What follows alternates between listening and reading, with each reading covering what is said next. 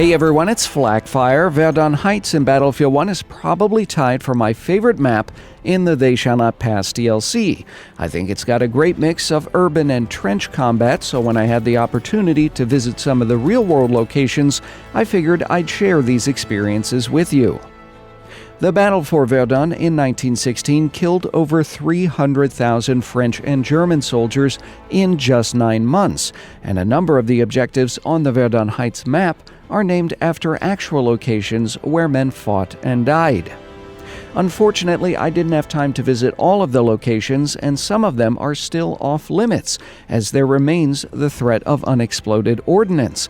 I did visit a number of locations in the heights around Verdun, including Fort Douaumont, Fort de Vaux, the Thiaumont Defense Works, the Bois, Samogneux, and the destroyed villages of Douaumont and Haumont-Samogneux.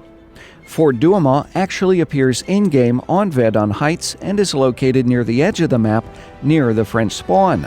You'll find a lot of similarities between Fort Douaumont and Fort de Vaux in Battlefield 1.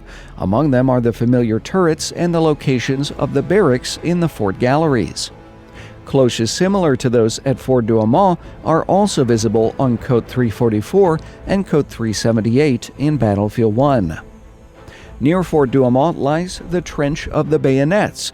The area was once part of the Thiaumont Defense Works. Legend says during the German attack on Verdun, the remnants of a French regiment were allegedly shelled so intensely that they were buried alive in their trench, with only their bayonets found protruding from the soil. In reality, it's likely they were buried where they fell by the Germans, but it is an interesting reminder that the trenches on Verdun Heights in Battlefield 1 were all too real for many soldiers. Further south is what remains of the Thiaumont observation point. The ground at this location remains uneven from hundreds of artillery strikes, and the fortifications here are completely unrecognizable. The position changed hands some 20 times during the Battle of Verdun, sometimes several times a day, not unlike some objectives on Verdun Heights in Battlefield 1.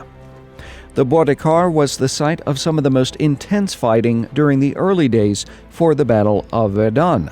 Lieutenant Colonel Émile Drian and 1,200 of his men fought a desperate delaying action in the forest to buy time for a proper defense of the city. His bunker bears some similarities to the bunkers near Côte 378 in Battlefield 1, and the landscape surrounding Drian's command post bears testament to the volume of fire his position endured during the initial push for Verdun. Meanwhile, the village of Samogneux was heavily damaged during the fighting for Verdun in 1916, but today Samogneux is a sleepy town west of the more preserved battlefields.